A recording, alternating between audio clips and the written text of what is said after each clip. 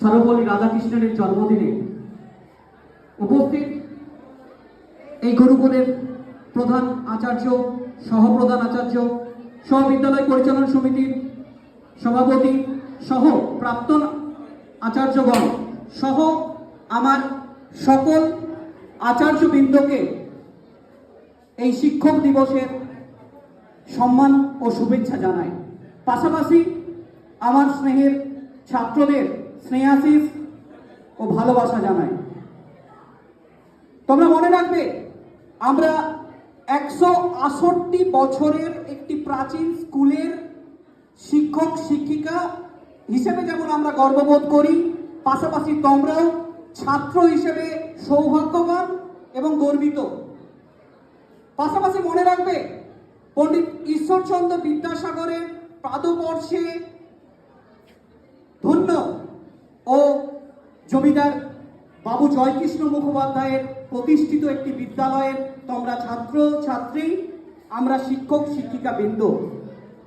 তাই প্রথমে মনে রাখবে, এই বিদ্যালয়ের গরিমা আগে বজায় রাখতে হবে এবং তার সঠিকভাবে শিক্ষকদের সম্মান শ্রদ্ধা জ্ঞাপন করা, এটা তোমাদের কর্তব্য।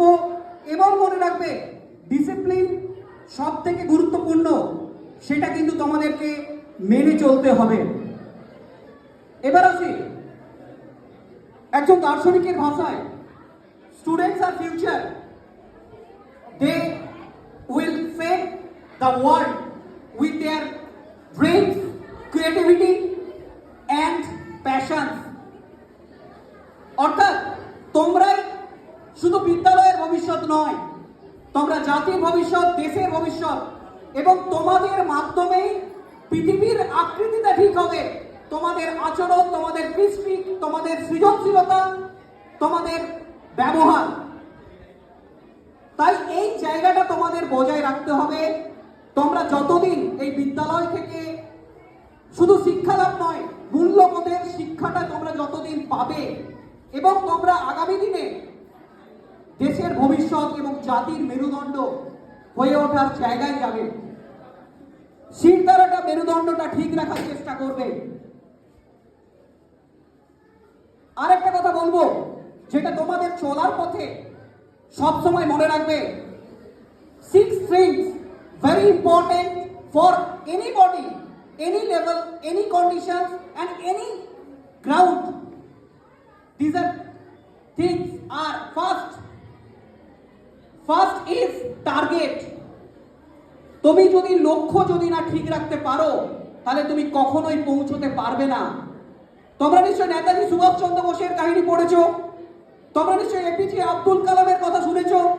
একজন পেপার বিক্রেতা থেকে তিনি মিসাইল ম্যান, ভারতের রাষ্ট্রপতি হয়েছিলেন। তাই তাদের আদর্শ তোমাদের মনে রাখতে হবে এবং লক্ষ্যটাকে ঠিক রাখতে হবে। Second thing, planning is very important, any case, any situation. প্ল্যানিংটা যদি না ঠিকভাবে করতে পারো কোনো কাজে, তাহলে কখনোই তোমরা ঠিক মতো ভাবে কাজকে করতে পারবে না, সেটা শিক্ষা লাভ হোক বা যে কোনো সমাজের যে কোনো কাজে। 3 নম্বর, execution, proper execution, this is very important, any case এক্সিকিউশনটা ঠিকভাবে করতে হবে। 4th থিং, এক্সিকিউশনের পাশাপাশি যেটা দরকার, dedication and determination. And last thing, self confidence.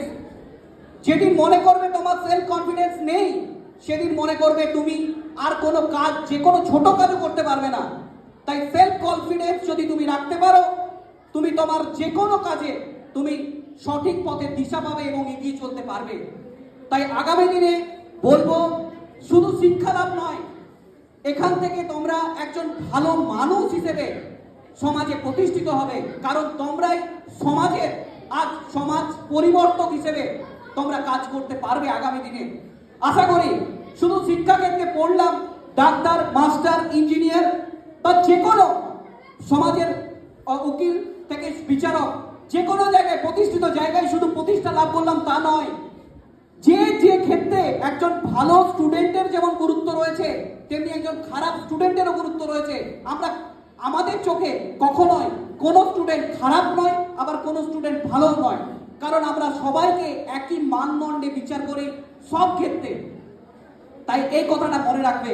এবং সবশেষে বলবো, স্বপ্ন দেখতে শিখো, এবং স্বপ্নটাকে যদি না তুমি দেখতে পাও বা স্বপ্নটাকে যদি না বাস্তবায়িত করতে পারো, তোমরা নিশ্চয়ই এপিজে আব্দুল কালামের সেই অমর বাণী সবাই জানো, স্বপ্ন সেটা নয় যেটা আমরা ঘুমিয়ে ঘুমিয়ে দেখি, স্বপ্ন সেটাই যেটা আমাদেরকে ঘুমোতে দেয় না। তাই আগামী দিনে আমাদের এই বিদ্যালয় থেকে একজন বিজ্ঞানী বা একজন বড় কোনো ক্ষেত্রে প্রতিষ্ঠিত ব্যক্তি হয়ে উঠতে পারবে না এমন নয়। তাই আগামী দিনে তোমরা পারবে, এই আশা রাখবো। এবং সর্বশেষে বলবো, যেটা আজকে ভুল উল্টিত হচ্ছে, ছাত্র শিক্ষক সম্পর্ক, সেই জায়গায় বিশেষ করে যারা 11-12 রয়েছে, জানি এটা বয়ঃসন্ধিকালের একটা মধ্য দিয়ে তোমরা যাও, বিশেষ করে এই সময় hormonal change is very important, এবং সকলের মধ্যে একটা আবেগ, বিভিন্ন ধরনের আচার আচরণ প্রকাশিত হয়।